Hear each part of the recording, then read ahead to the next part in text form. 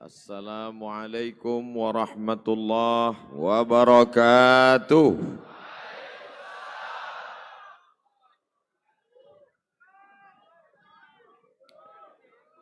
Alhamdulillah wassalatu wassalamu ala Rasulillah Sayyidina wa maulana Muhammad ibn Abdillah wa ala alihi wa sahbihi wa man tabi'ahu wa mawalah. Subhanaka la ilma lana illa ma 'allamtana innaka antal alimul hakim.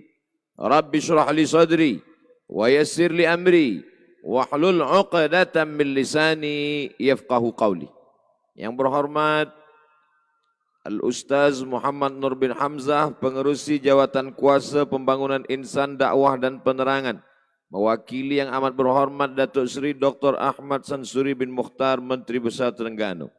Yang berhormat ahli-ahli Majlis Mesyuarat Kerajaan Negeri dan Isteri, ahli-ahli yang berhormat dan isteri-isteri, yang berbahagia datuk-datuk, yang berbahagia Ustaz Muhammad Ramlan bin Mahmud, Pengarah Akademik Didik Ulama Amirin Terengganu Duat, yang dihormati Al-Fadhil Al-Ustaz Azhar bin Idrus, Ketua-Ketua Jabatan Negeri serta hadirin hadirat muslimin muslimat, insya-Allah kita semua dimuliakan Allah Subhanahu wa taala. Amin ya rabbal alamin. Saya rasa dalam perjalanan dakwah tazkirah Februari 2020 ini di Terengganu inilah yang paling ramai. Bukan mengecilkan yang lain. Malam ini adalah tazkirah saya yang terakhir. Tapi esok insya Allah masih tetap hidup lagi. Terakhir ni maknanya di Padang. Esok tetap ada sebelum subuh di masjid. Tapi untuk di Padang inilah yang terakhir. Dulu manakala Nabi Muhammad sallallahu alaihi wasallam berdakwah 13 tahun di kota Makkah Al-Mukarramah, banyak yang menghadang, mencaci maki, melempar dengan batu, dengan tulang, dengan kotoran unta. Zaman sekarang memang tidak ada lagi yang melontar melempar dengan kotoran unta. Tapi orang melempar dengan bully, dengan hoax, dengan caci maki di internet. Mungkin muslimin muslimat membaca itu di Instagram, di YouTube. Banyak yang bertanya, kenapa Ustaz Abdul Somad tidak marah? Mengapa tidak membalas? Mengapa tidak mengamuk? Banyak yang menyangka saya bersabar. Saya bukan sabar, saya tak baca. Sebab kalau saya baca mungkin handphone itu sudah pecah, berkecai, hancur, jatuh ke batu. Tapi malam ini begitu rupanya cara Allah membalas. Malam ini saya dibahagiakan. Bila tadi Al-Mukarram Al-Ustaz yang berhormat Muhammad Nur bin Hamzah mengatakan kedatangan Ustaz Abdul Somad malam ini ke Terengganu adalah memperkasakan dakwah. Tapi sebenarnya yang saya rasakan, sayalah malam ini diperkasakan oleh Terengganu. Bila dikatakan bahwa saya datang menguatkan lagi dakwah, sebenarnya hati yang lemah sebab banyaknya caci maki dan sumpah serapah, malam ini hati Abdul Somad akan pulang dengan rasa kuat sebab sokongan yang amat kuat daripada masyarakat Terengganu insya-Allah. Bila di masjid ramai biasa, bila di dalam surau ramai biasa, tapi di Padang dengan hujan lebat orang tetap ramai tak berkurang, itulah baru luar biasa. Yang hadir di hadapan saya ini adalah para mujahid fi sabilillah. Yang hadir ini adalah pemuda belia yang di masa akan datang di tangan merekalah kekuasaan Islam. Allahu Akbar. Dari teriakannya hantu setan pun akan berlari. Dari teriakannya akan membangkitkan semangat. Gambar-gambar yang di-share malam ini dari Terengganu akan membuat orang berkata, inilah agama yang diridhai Allah. Wa ma arsalnaka illa rahmatan lil alamin. Oleh sebab itu jangan lupa like and share. Ini bagian daripada dakwah. Ini adalah syiar dakwah. Oleh sebab itu dalam Islam diajarkan sholat Idul Fitri tidak di masjid. Ramai di Padang. Sholat Idul Adha lagi ramai. Tapi kalau sholat Idul Adha orang ramai dia tidak heran. Kenapa ramai? Sebab ada pembagian daging kambing. Malam ini tidak ada yang balik membawa daging kambing. Tapi malam ini malah wang yang ada pula berkurang. Sebab dikirimkan untuk tabung Terengganu for Yemen. Insya Allah berapapun yang kita berikan itu amat sangat bermanfaat. Sekarang ini musim dingin, musim sejuk. Saudara kita di Yaman kedinginan. Cuaca mereka menyiksa. Kaki mereka tiada beralas. Memijak tanah. Tapi dengan bantuan dari Terengganu insya Allah hangatlah badan mereka. Dapatlah mereka makan makanan yang bergizi. Maka insya Allah segala rezeki orang Terengganu akan diberkahi Allah Subhanahu wa ta'ala. Tidak Terengganu saja, orang Kedah yang datang pun dapat juga. Tapi tentu sahibul bait lebih besar daripada tamu. Amin. Ya Rabbal Alamin. Ada 3 hal yang ingin saya sampaikan malam ini. Yang pertama, bahwa Terengganu tidak dapat dipastikan bila orang Terengganu bersyahadat. Tapi kalau dikatakan pada 700 tahun yang lalu dia sudah menulis huruf Arab di batu. 700 tahun yang lalu dia sudah menulis huruf Arab berbahasa Melayu. Tapi hurufnya huruf Arab di batu. Maknanya sebelum itu Islam sudah lama bertapa. Oleh sebab itu bila disebut Melayu maka berarti Islam. Melayu adalah Islam. Melayu tanpa Islam hilang me-nya, tinggal layunya saja. Saya bangga malam ini. Sebab apa? Sebab dalam satu hembusan nafas kita berkata Melayu, maka adalah Islam. Oleh sebab itu maka kita bangkitkan lagi. Yang pertama yang ingin saya sampaikan malam yang berbahagia ini adalah bahwa dakwah Islam tidak hanya setakat tazkirah, tidak hanya sebatas pada khutbah, tapi ada yang lebih besar daripada itu adalah ketika Islam berkuasa di atas muka bumi Allah Subhanahu wa ta'ala. Kalaulah Islam itu hanya sebatas pada tazkirah, pada khutbah, akan berakhir. Makanya Islam mengapa kuat di Terengganu? Kerana Islam ada kuasa. Allahu Akbar. Kekuasaan Islam ini akan bertahan madamatis samawati wal ard. Selama hayat di kandung badan, selama bumi masih terhampar, selama langit masih terkembang, maka insya Allah Islam akan tetap ada. Maka perlu sokongan, dukungan masyarakat. Untuk apa? Sebab selama 13 tahun Nabi Muhammad di kota Makkah Al-Mukarramah, Nabi tak ada kuasa. Tidak ada solat berjamaah, tidak ada kutipan zakat, tidak ada orang susah yang dapat ditolong. Bahkan sahabat Nabi tersiksa, dibunuh, dihabisi, dibakar, dikuliti. Tapi ketika Islam ada kuasa di kota Al-Madinah Al-Munawwarah, disitulah baru Islam dihormati dan dimuliakan. Islam ini mulia, Islam ya'lu wa la yu'la alaih. Islam tinggi, tidak ada yang lebih tinggi daripada Islam. Akan tetapi ketika Islam ini tak ada kuasa, dia diremeh-temehkan, dia dihina, dia dilekehkan. Tapi manakala Islam ada kuasa di kota Al-Madinah Al-Munawwarah, disitulah baru musuh-musuh Islam segan. Mereka takut. Nabi Muhammad SAW datang ke kota Al-Madinah Al-Munawwarah dengan kemudian 8 tahun lamanya membuat kekuasaan, sampailah dia ke kota Makkah Al-Mukarramah membawa 10.000 pasukan. Perang Badar menang.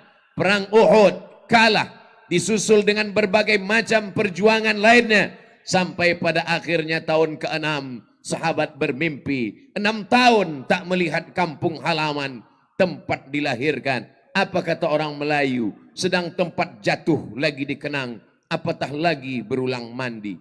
Tapi Nabi meninggalkan kampung halamannya bukan sekejap, bukan sekedip mata. 6 tahun lamanya dirindukan.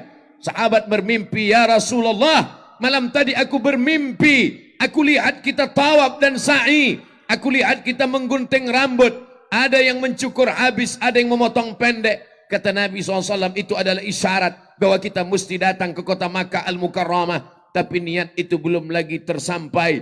Di Hudaybiyah mereka dihadang oleh kafir Quraisy. Tidak boleh masuk ke kota Makkah Al-Mukarramah. Maknanya apa? Kekuasaan kalau tidak sempurna, maka kita tetap akan dihina. Kita tetap akan ditindas. Sampai akhirnya tahun ke-8. Di bawah panglima perang bernama Sa'ad bin Ubadah. Nabi membawa 10.000 pasukan masuk ke kota Makkah Al-Mukarramah. Mana Abu Sufyan yang sombong? Saat itu barulah dia bersyahadat, asyhadu an la ilaha illallah wa asyhadu anna Muhammadan Rasulullah. Mengapa kita dihina di Palestina? Mengapa kita dilecehkan, direndahkan, dipijak, disaksikan oleh seluruh mata dunia? Binatang yang tenggelam di dalam laut mereka selamatkan. Mereka cuci basuh sebab binatang itu burung-burung yang terkena minyak. Mereka dengan alasan bahwa ini makhluk yang mesti diselamatkan. Tapi mereka diam melihat saudara kita di Uighur, di Rohingya, di Palestina. Apa sebab kita dihina? Sebab kita tidak ada kekuasaan. Oleh sebab itu, yang pertama kali yang diajarkan Nabi SAW ketika dia pindah ke kota Al-Madinah Al-Munawwarah adalah tunduk Yahudi Bani Nadir, tunduk Yahudi Bani Quraizah, Bani Quraizah, Bani Qainuqa, Bani Khaybar. Semuanya tunduk. Kenapa? Karena ada kuasa di tangan Sayyidina wa Maulana Muhammad sallallahu alaihi wasallam. Malam ini, kenapa banyak umat Islam datang ramai berbondong-bondong?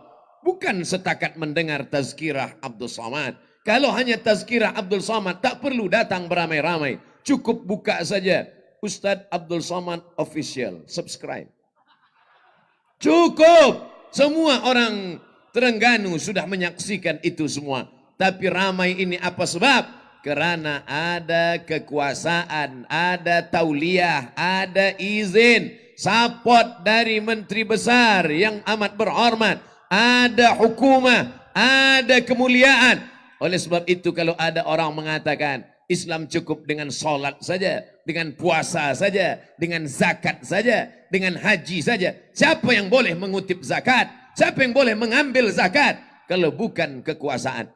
Makanya ayat tentang zakat tidak dikatakan bayarlah zakat. Tapi ayat tentang zakat apa kata Allah? Khul, ambil zakat. Khul, kutip zakat. Ambil kambing mereka. Kalau ada kambing 40, ambil 1 kambing. Kalau ada unta 5 ekor, ambil 1 kambing. Kalau ada emas dia 85 gram, ambil rubu'ul usyur. Apa maknanya? Zakat dikutip, diambil, diketuk pintunya. Siapa yang sanggup mengutip, mengambil zakat? Kalau bukan orang yang ada kekuasaan. Manakala kekuasaan ada di tangan Sayyidina wa Maulana Muhammad sallallahu alaihi wasallam, disitulah baru mereka segan. Surat Nabi dibaca oleh Hirqal, penguasa Azimur Rum di Damaskus hari ini, ibu kota Suriah, negeri Syam. Dia baca surat Nabi SAW. Dia cium surat itu, dia simpan di dalam kotak, dia bagi wangi-wangian untuk menghormati. Kenapa? Karena dia tahu kekuasaan dunia akan dipegang oleh Nabi Muhammad SAW. Ketika terjadi perang Ahzab, datanglah seorang sahabat memiliki idea yang brilian. Siapa dia? Salman Al-Farisi. Kami ada strategi perang, wahai Rasulullah. Kalau kita ingin supaya pasukan dari Makkah tidak masuk sampai ke Madinah, kita mesti menggali parit yang panjang. Parit itu dalam bahasa Arab disebut dengan khandak. Khandak parit. Ikut Nabi menggalinya. Manakala besi itu terkena batu, maka mengeluarkan cahaya. Apa kata baginda? Cahaya pertama, aku lihat kamu menguasai Yaman. Cahaya kedua, aku lihat kamu akan menguasai Syam. Cahaya ketiga, aku lihat kamu akan menguasai Rom. Orang kafir tertawa. Apa itu? Sahir, tukang sihir. Kadzab, tukang dusta. Pembohong. Mana mungkin orang Arab buta huruf yang tak boleh baca tulis akan menguasai Yaman, menguasai Syam, menguasai Rom. Hari ini apa yang dikatakan baginda terbukti nyata. Yaman bersyahadat, Syam bersyahadat, Rom bersyahadat. Rom masa itu adalah Konstantinopel. Dari mulut dia yang tak dapat menulis dan membaca, tapi menerima wahyu dari Allah Ta'ala. Apa kata dia? La tufta'annal Konstantiniyah. Kamu akan membebaskan Konstantinopel. Wala ni'mal amiru amiruha. Sebaik-baik panglima perang adalah panglima perang yang masuk ke Konstantinopel. Wala ni'mal jaishu dzalikal jais. Dan sebaik-baik pasukan tentera adalah tentera yang menguasai Konstantinopel. Dia robah negeri itu bernama Istanbul. Apa yang terjadi adalah ucapan dari Nabi Muhammad sallallahu alaihi wasallam. Lagi-lagi kuasa di tangan seorang muslim, itu yang akan dapat menolong agama Allah Subhanahu wa taala. Apa kata Al-Imam Asy-Syahid Hasan Al-Banna? Al-Muslim, seorang muslim, la yutimma islamahu, tidak akan sempurna keislamannya hatta sampai dia peduli kepada apa? Sia-sian, ba'idan nazar an su'uni ummatih, muhtamman biha wa ghuyuran 'alaiha. Dia tidak akan sempurna Islamnya sampai dia peduli kepada urusan umatnya, dan kepedulian kepada urusan umat hanya dapat diselesaikan dengan kekuasaan. Tapi Allah memang sayang pada umat ini. Umat kehilangan kekuasaan, umat kehilangan kesultanan, umat kehilangan khalifah, umat kehilangan. Sekarang umat hanya tinggal membaca Al-Quran, berzikir. Tapi Allah masih kasihan. Aku masih iba melihat kamu, kata Allah. Maka ditolong Allah dengan berbagai macam tentera. Macam-macam tentera Allah datang. Ada pula tentera yang terakhir ini bernama Corona. Orang yang berada di Uyghur tak terkena virus ini. Banyak orang terheran-heran. Apa sebab? Salah satu sebabnya kerana mereka berwudu. Setiap hari mereka membasuh tangan. Virus tidak akan terkena kepada orang yang selalu menjaga kesucian. Mereka memakan binatang yang disembelih, yang dimasak, bukan yang mentah, bukan makan darah. Sebab di dalam darah ada bakteria penyakit. Manakala ajaran Islam diamalkan, pertolongan Allah Subhanahu wa taala datang. Terima kasih. In tansurullah, kalau kau tolong agama Allah, yansurkum, Allah akan menolong kamu. Kalaulah bukan kerana pertolongan Allah, sudah lama Islam ini musnah dari atas muka bumi Allah. Wa makaru, mereka membuat tipu daya. Wa makarallah, Allah balas tipu daya mereka. Wallah khairul makirin, tipu daya Allah, pembalasan Allah lebih hebat daripada yang mereka lakukan. Oleh sebab itu kita ajarkan anak-anak kita bahwa dalam fikih tidak hanya fikih taharah, tayammum, wudu, membasuh hidung, membasuh muka, istinsyak, madmadah. Tidak hanya kita ajarkan kepada generasi kita akan datang bahwa Islam ini hanya membahas masalah darah, hanya membahas masalah sembelihan. Islam tidak hanya membahas masalah nikah, tapi Islam juga membahas masalah jihad, masalah fiqhud daulah, masalah fiqhus siyasah. Karena dengan itu kita sedang mencetak, membentuk generasi akan datang.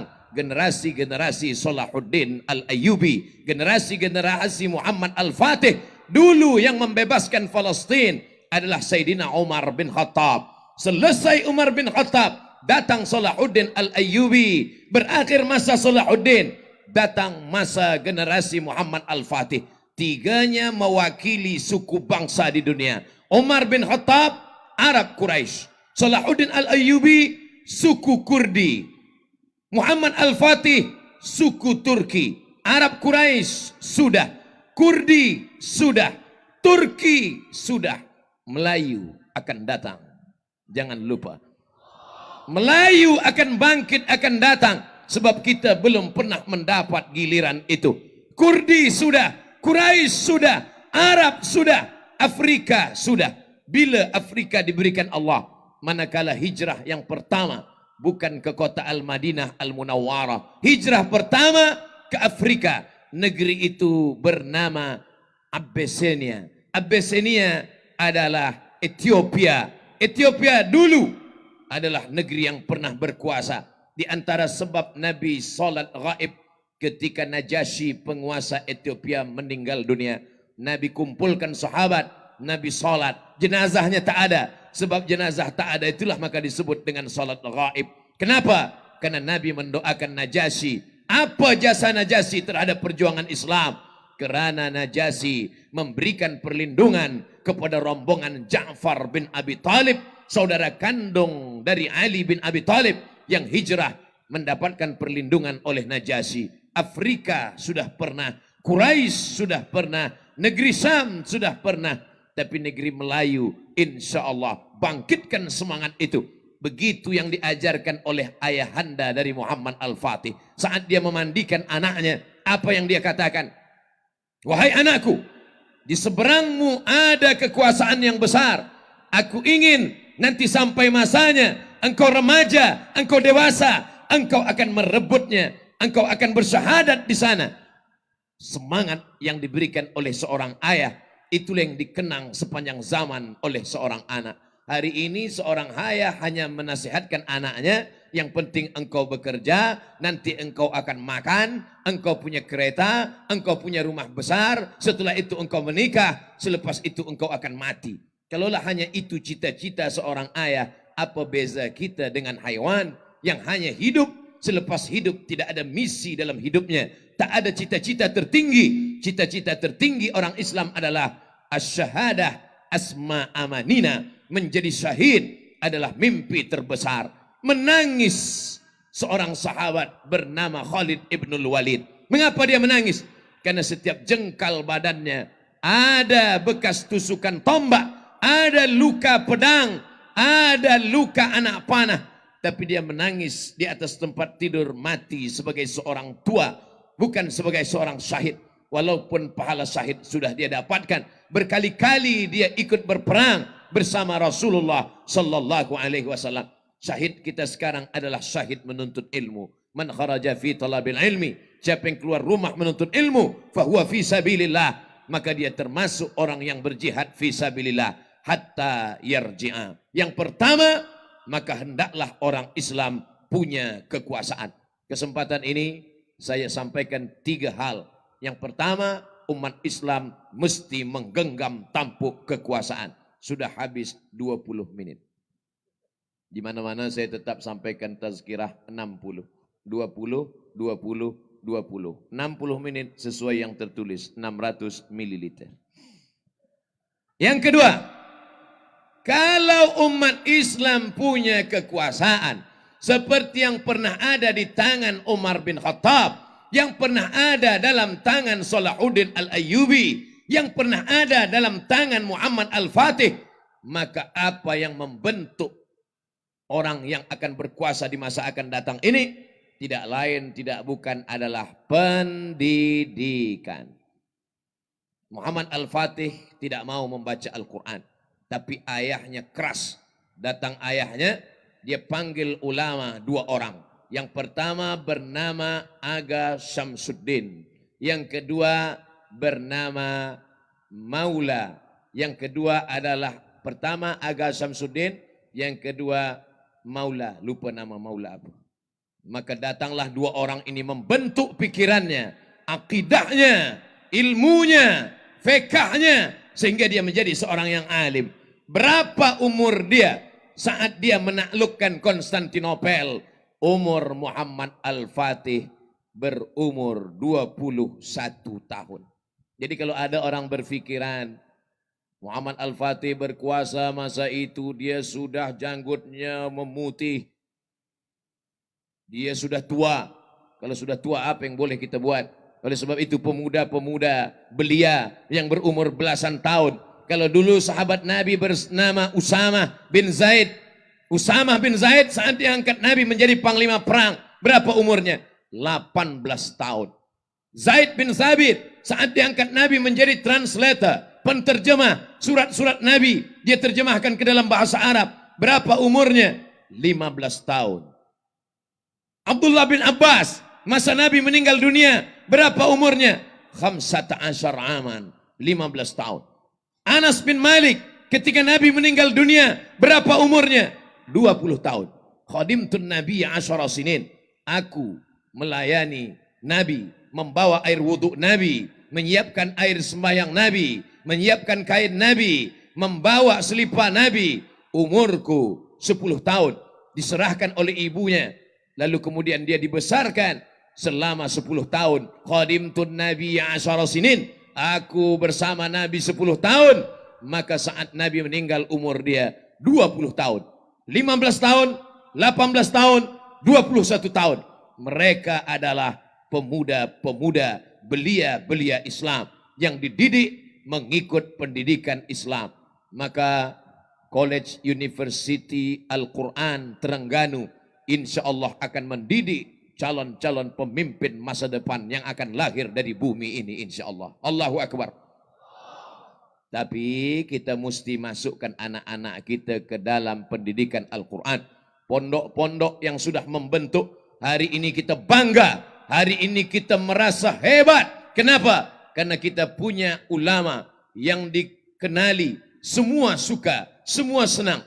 Gambar saya, Masya Allah, Tabarakallah. Berdua dengan Al-Mukarram, Ustaz Azhar Idrus. Memang kami ada beberapa perbezaan. Baju kami beza. Beliau pilih baju hitam, saya baju putih.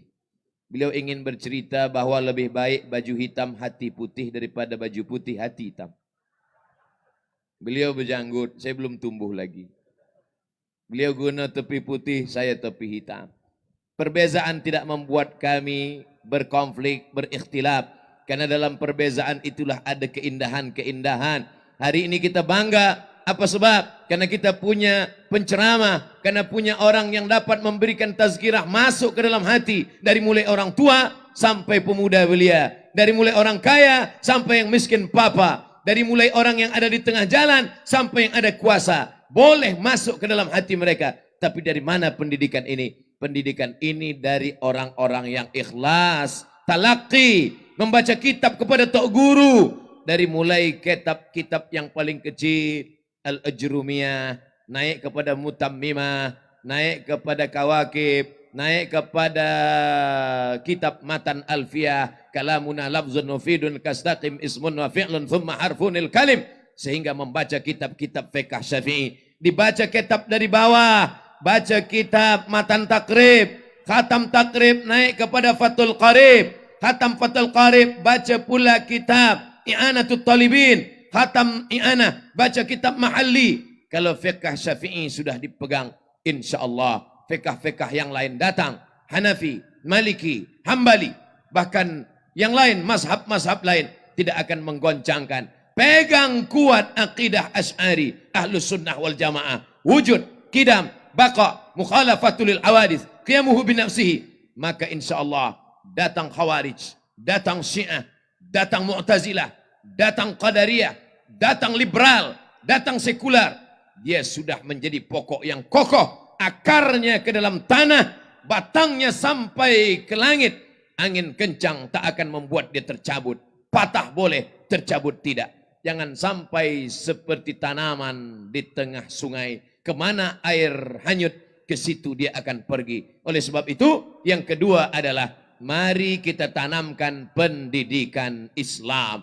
Selepas dia dididik dengan Al-Quran, dengan sunnah, akidahnya Asy'ari, fikahnya Syafi'i, tasawufnya Sunni, bukan tasawuf falsafi, tasawuf Sunni yang mengamalkan Ahlus Sunnah wal Jamaah. Insya Allah, sebanyak apapun ilmunya, setinggi apapun akidahnya, sehebat apapun kemasyhurannya, dia tidak akan meninggalkan sunnah-sunnah Rasulullah Sallallahu Alaihi Wasallam.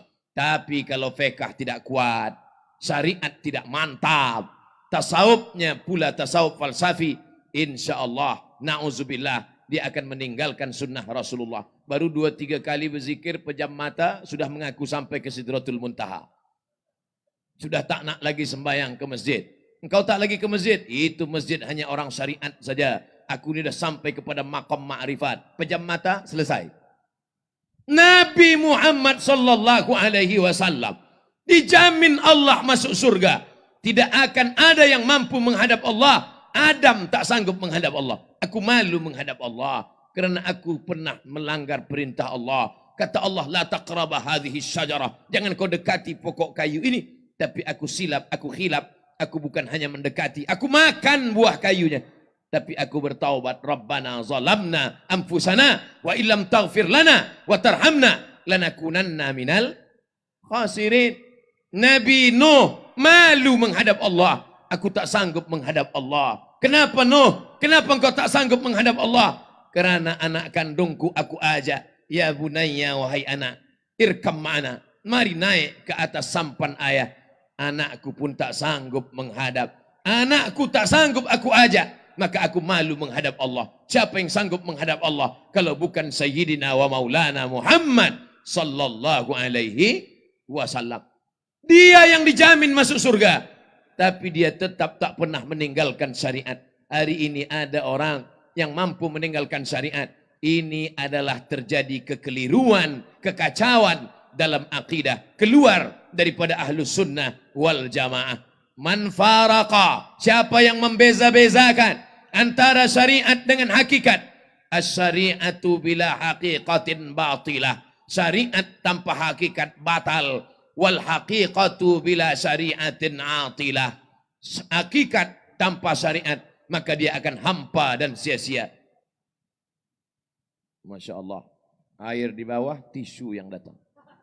Oleh sebab itu ini adalah salah satu akhlak kita. Menghormati.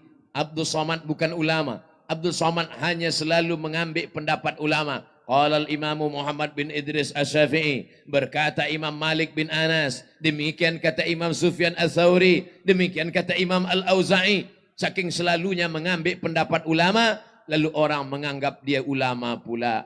Oleh sebab itu kita berkawan dengan orang baik-baik, kita masukkan anak kita ke ma'had, kita berikan pendidikan Islam yang baik, dengarkan Al-Quran, sertakan dalam musabaqah, faham dia, doakan dia. Bagi ibu, bunda, jangan lupa doakan anak-anak kita. Kenapa? Ad-doa silahul mu'min. Senjata orang beriman adalah doa. Kalau sudah doa kita tinggalkan, maka na'udzubillah, tak tahu entah bagaimana generasi kita yang akan datang.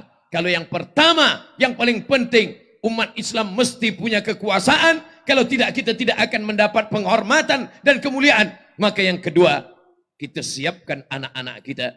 Mereka akan punya ilmu yang hebat. Selepas dia paham fiqh, mengerti dia salat, tahu dia salat jenazah, maka kita tidak akan ragu melepas dia. Dia akan mendapatkan scholarship daripada Cambridge University. Dia boleh belajar kemanapun dia pergi.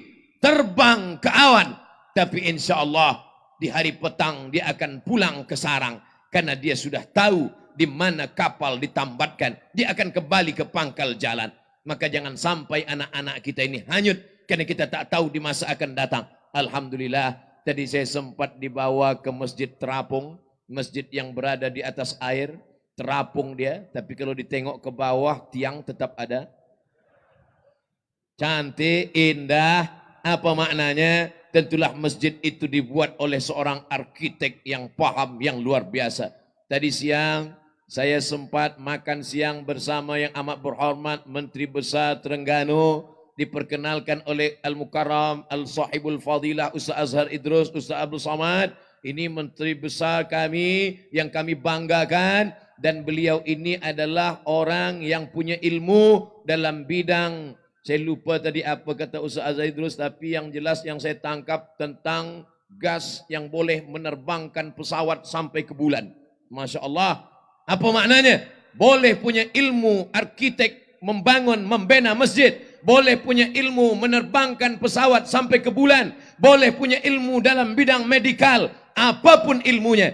Tapi dia akan berkata, Rabbana ma khalaqta hadza batila. Tidaklah yang kau ciptakan ini sia-sia. Rabbana faqina adzabannar. Selamatkan kami dari api neraka. Kenapa? Generasi yang kita bina adalah bukan hanya cerdas otaknya, tapi juga tajam zikirnya. Inilah yang disebut Allah dalam Al-Quran sebagai ulul albab. Ulu punya, albab hati. Ulul albab punya hati. Sekarang ada orang hanya punya otak tapi tak punya hati. Hanya berfikir tapi hatinya hampa. Berfikir, mati. Sedangkan kita tidak berfikir hanya, tapi kita juga merenung. Inna fi khalqis samawati. Dalam penciptaan langit. Wal ardi. Penciptaan bumi. Waqtilafil laili wan nahar. perputaran siang dan malam. La ayat. Ini semua adalah ayat-ayat. Berpikir tentang langit, ayat Allah. Berpikir tentang bumi, ayat Allah. Merenung tentang bumi, lahir ilmu geologi. Berpikir tentang langit, datang ilmu astronomi. Tapi semuanya itu akan membuat dia berkata, alladzina yadhkurunallah qiyaman. Dia tetap berzikir mengingat Allah semasa tegak. Wa qu'udan, saat duduk. Wa ala junubihim, saat berbaring, saat tertidur. Dia tetap akan menyebut Allah. Melihat langit dia akan berkata subhanallah. Melihat bumi dia akan berkata masya Allah, tabarakallah. Itulah generasi. Kita akan mati dimakan cacing tanah. Tapi kalau generasi ini kita bina, kita masukkan ke dalam pondok, kita bantu dengan pendidikan Islam, hafiz dia, hafaz Al-Quran, maka insya Allah kematian kita tak sia-sia. Abdul Somad, saya sudah hitung kira insya Allah mati 2040. Dari mana pula Ustaz Abdul Somad tahu dia mati? Wa ma tadri nafsum madza taksibu ghada. Tak ada yang tahu di mana dia mati. Wa ma tadri nafsum bi ayyi ardin tamut. Tak ada yang tahu bila dia mati. Tak ada yang tahu di mana dia mati. Betul. Tapi kita mesti ingat sabda Nabi Muhammad SAW. Umur umatku itu baina sittina wa sab'in. Antara 60, 70. Jadi kalau ikut Nabi 63 tahun. Lahir 1977. 1977. 2040 itu 63 tahun. Mati 63 tahun. Tapi insya Allah yang belia-belia, yang muda yang ada di hadapan saya hari ini 2050 yang dikatakan kebangkitan Islam, mereka pemimpin Islam, pahalanya tetap mengalir ke makam Abdul Somad di Riau, Sumatera, insya Allah. Takbir elok, amin, jangan dulu. Sebab kita masih panjang umur lagi insya Allah. Orang Islam tidak pernah berkecil hati kalau dia mati. Kenapa? Karena nabinya mengajarkan, Allahumma ja'alil hayata ziyadatan lana fi kulli khair. Kalau kau buat aku hidup esok, insyaAllah, maka hidup esok membuat aku bertambah amal soleh. Kalau kau takdirkan aku mati malam ini, ya Allah, kematian malam ini membuat berhenti dari segala dosa. Ada yang berbuat dosa, banyak silap dan salah, mati dia malam ini, dosanya insyaAllah berhenti. Ada yang berbuat baik, bertambah umurnya esok pagi, maka insya Allah bertambah umur, bertambah amal, berkurang umur, makin sikit dosa. Orang Islam tak pernah berputus asa, mati jangan dicari. Tapi kalau dia datang, kita pula tak boleh lari. Tapi jangan, saya tak ingin selepas cerita mati ini, semua yang belia, yang muda esok semua nak mati. Balik dari sini dia bawa kereta, laju, ditanya polis, kenapa bawa laju? Mati jangan dicari. Bukan itu maknanya. Kita jangan sampai takut mati. Tapi kematian ini mesti kita hadapi dengan persiapan amal. Amal mesti siap. Apa yang kita siapkan? Idza waqa'at 'ala ahadikumul qiyamah. Kalau kamu sudah mau mati, wahai Abdul Somad, andai kau akan mati, wa fi yadihi fasilah, di tanganmu ada anak korma. Ada anak korma yang masih hijau, baru bercabang 2 di tangan. Engkau akan mati. Fal yughrisha, tanamkan. Kita tanam. Bukan kita campakkan, kita gali tanah, lepas itu kita tanam. Selepas kita tanam nak mati, matilah. Kita tidak akan memakan manisnya. Kita tidak akan bernaung di bawah daunnya. Yang akan memakannya orang lain. Yang akan bernaung orang lain. Lalu untuk apa kita tanam? Yang kita inginkan adalah amal jariyah. Abdul Somad bagi tazkirah di Selangor, bagi tazkirah di Melaka, bagi tazkirah di Pahang, bagi tazkirah hari ini di Terengganu. Apa yang kau cari Abdul Somad? Populariti, tak perlu. Follower di Instagram dah 2 juta. Apa yang kau cari Abdul Somad? Subscribe, sudah ada. Follower, belum tentu mereka mau ikut kita mati menghadap Allah. Follower yang banyak itu, apakah mau mereka ikut ke alam kubur agak setengah malam? Tak ada yang mau. Lalu apa yang dicari memberikan tazkirah-tazkirah ini? Yang dicari tak lain tak bukan adalah ilmun yuntafa'u bih, ilmu yang bermanfaat. Ada 1-2 dari pemuda belia Terengganu yang hadir malam ini. Mereka balik, terngiang di telinga mereka nasihat ini. Masa tengah malam, berkedip mata mereka ingin nak tidur. Datang bayang-bayangan macam-macam. Tapi teringat di telinga mereka tazkirah Abdul Somad. Yang muda belia akan menjadi pemimpin, memerdekakan Palestina. Tak jadi dia ingat girlfriend. Yang muda belia terpikir ingin berbuat maksiat dan dosa. Datang dia dengar tazkirah. Masa dia akan tertidur malam, dia dengar tazkirah. Ingatlah mati, karena kau akan menghadap Allah. Tak jadi dia buat dosa. Mungkin itulah setetes cahaya yang akan menerangi kubur makam. Mungkin itulah yang akan membuat lapang makam kita. Semua kehormatan, kebesaran, kehebatan akan hilang semuanya. Manakala tadi dipanggil nama Abdul Somad, kita akan mendengarkan tazkirah yang akan disampaikan oleh Profesor Dr. Abdul Somad. Saya rasa terbang ke awan. Tapi sampai masanya semua itu akan hilang, wahai Abdul Somad. Hari ini engkau dipanggil Al-Mukarram, yang dimuliakan. Tapi sampai masanya engkau hanya akan menjadi almarhum. Habis. Selama ini engkau dipanggil orang. Orang ingin bersalaman. Tapi sampai masanya nanti orang akan bertanya, mana jenazahnya? Mana kuburnya? Mana makamnya? Siapa yang akan meneruskan kehidupan ini? Yang akan meneruskan kehidupan ini adalah inilah yang muda-muda, yang belia-belia. Dari tadi Ustaz Abdul Somad berkali-kali menyebut muda belia, muda belia. Kenapa kami yang tua-tua ini tak disebut? Yang tua tak usah kita sebut. Sebab mereka memang sudah dekat kepada Allah Subhanahu wa taala. Kalau yang tua pun tak dekat juga kepada Allah, la haula wala quwata. Malaikat satu hari 70 kali memandang muka. Muka orang yang sudah lebih 40 tahun, itu dipandang malaikat maut 70 kali. Tiap hari dia tengok, dia pandang, dia pandang, dia pandang.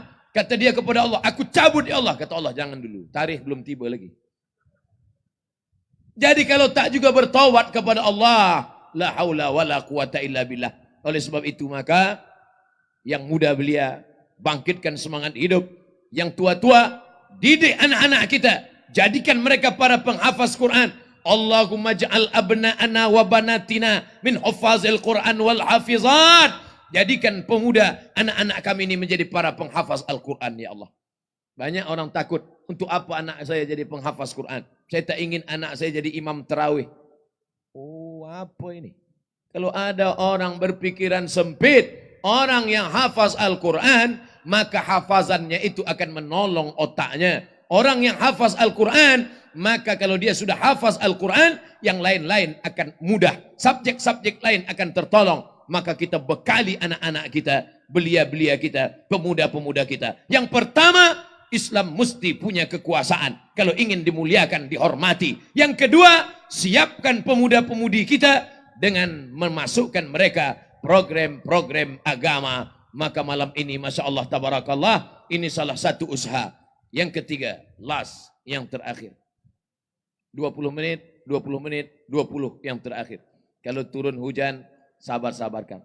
Sebab kalau pergi juga balik, susah, kereta, parking tak keluar juga.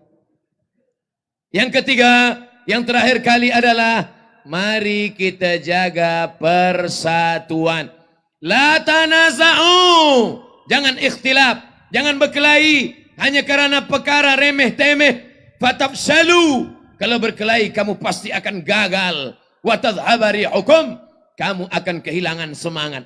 Mathalul mu'minin, perumpamaan orang beriman, fi tawaddihim, dalam kasih sayang mereka, wa tarahumihim, dalam cinta di antara mereka, kamathalil jasadil wahid, seperti satu jasad. Idza istaka lahu minhu udhun, kalau ada satu yang sakit, luka ujung jari, tada'a sairul jasadi bis sahari wal humma, maka seluruh badan akan panas. Kalau luka ujung jari, semua badan akan demam. Was-sahari wal humma, tak dapat tidur malam dan akan demam panas. Oleh sebab itu, hari ini Abdul Somad datang nun jauh dari Pulau Sumatera, datang ke Semenanjung, nun datang dari negeri yang lain, tapi dia tidak dianggap sebagai tamu. Abdul Somad adalah dianggap sebagai salah satu bagian, kerana ada dua ikatan kita. Yang pertama, sama-sama ikatan Melayu. Yang kedua, kita sama-sama diikat dengan ikatan La ilaha illallah Muhammadur Rasulullah. Berkumpulnya kita di Padang malam ini adalah pertemuan yang insya Allah dibanggakan oleh para malaikat insya Allah. Amin. Ya Rabbal Alamin. Malam ini kita dibanggakan Allah kepada para malaikat. Malaikat yang datang esok subuh menghadap Allah, ditanya oleh Allah. Allah bertanya bukan karena Allah tidak tahu. Allah Maha tahu. Allah hanya ingin banggakan kita. Hai para malaikat, ya, malam tadi apa kerja mereka? Mereka ramai ya Allah. Mengapa mereka berkumpul? Mereka berkumpul sebab mereka menyaksikan Manchester United Liverpool. Bukan itu yang dibanggakan Allah. Bukan itu yang dibanggakan Allah kepada malaikat.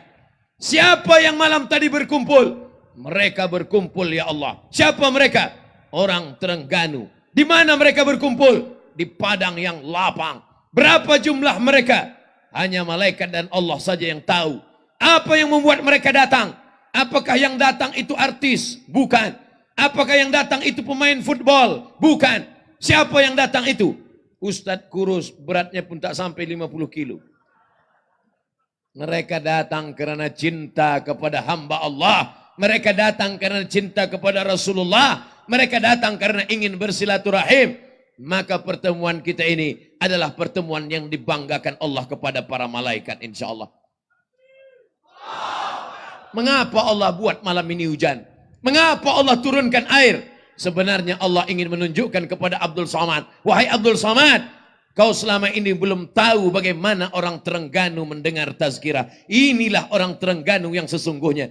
Cerita ini akan kau bawa dari Pulau Sabang di ujung Aceh sampai ke Papua. Aku pernah sampai Terengganu menyampaikan tazkirah. Hujan lebat datang, mereka tetap bertahan.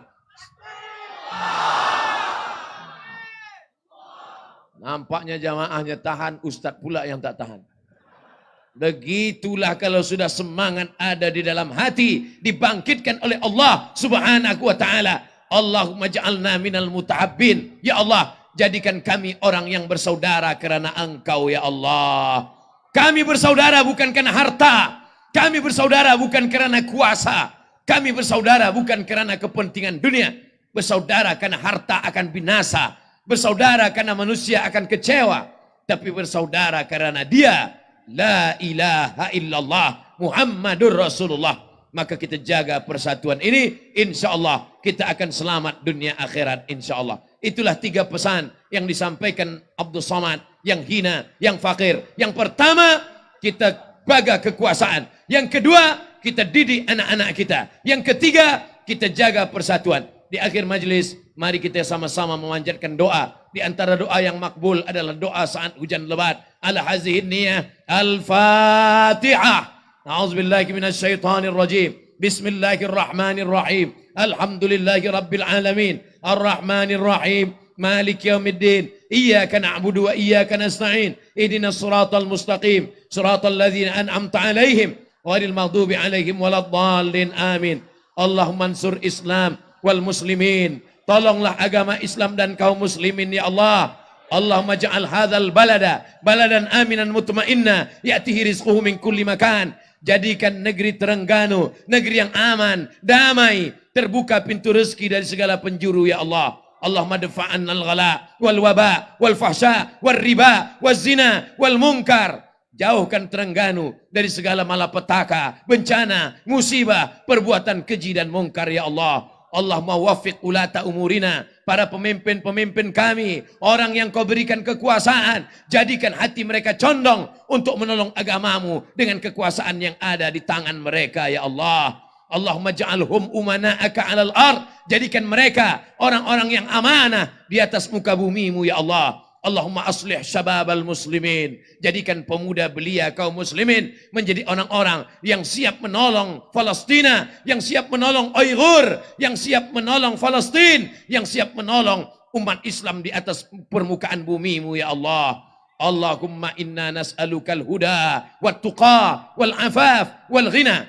Allahumma inna na'udzubika minal hammi wal hazan. Selamatkan kami dari susah hati dan kesulitan. Wal ajzi wal kasal. Selamatkan kami dari sifat lemah dan malas. Wal jubni wal bukhul. Selamatkan kami dari sifat pengecut dan pelit. Wa dala'id daini wa ghalabatir rijal. Selamatkan kami dari dililit hutang dan dikuasai orang lain. Allahumma ja'alna minal mutahabbina bijalalik. Jadikan kami orang-orang yang bersaudara kerana Engkau ya Allah. Azillana tahta zilli arsyika. Beri kami naungan ketika nanti di padang mahsyar tak ada naungan kecuali naungan Engkau ya Allah. Allahumma azillana tahta zilli arsyika yauma la zilla illa zilluka. Hari itu tak ada naungan kecuali naungan dan perlindungan Engkau ya Allah. Rabbana ighfir lana dzunubana, ampunkan dosa-dosa kami. Wali abaina, ayah kami. Wali ummahatina, ibunda kami. Wali azwajina, pasangan hidup kami. Wali dzurriyyatina, anak cucu keturunan kami. Wali masyaikhina, tuan-tuan guru kami, para ustaz kami, panjangkan umur mereka ya Allah. Wasahi ajsadahum, sehatkan badan mereka ya Allah. Warfa' darajatihim, angkat darajat mereka ya Allah, sehingga mereka pun nanti dapat memberikan syafaat kepada kami. Allah majma'na ma'al habibil mustafa fi jannatikal ula. Satukan kami dalam surga jannatul firdaus bersama sayyidina wa maulana Muhammad sallallahu alaihi wasallam. Rabbana atina fid dunya hasanah wa fil akhirati hasanah wa qina adzaban nar. Doa tidak akan diterima kalau tidak dilantunkan salawat untuk Nabi besar Muhammad sallallahu alaihi wasallam. Mari kita berselawat bersama-sama. Kita goncangkan bumi Terengganu dengan salawat.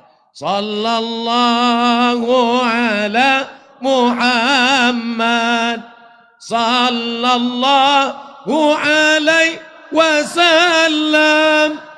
Sallallahu ala Muhammad sallallahu alaihi wasallam. Ya Nabi salam alaika, ya Rasul ya Habibi salam alaika, salawatullah alaika. Allahumma salli wa sallim wa barik alaih. Allahumma salli ala Sayyidina Muhammad. Allahumma salli wa sallim wa barik alaih. Itulah 3 pesan, mudah-mudahan dapat kita amalkan. Banyak cakap salah, tak berkenan di hati, kata-kata yang melukai hati. Mudah-mudahan masyarakat Terengganu, hadirin hadirat, muslimin muslimat yang hadir pada malam hari ini dapat memaafkan. Mari kita sambung terus silaturahim. Terima kasih atas segala perhatian. Mohon maaf atas segala kesilapan dan kekhilafan. Wassalamualaikum warahmatullahi wabarakatuh.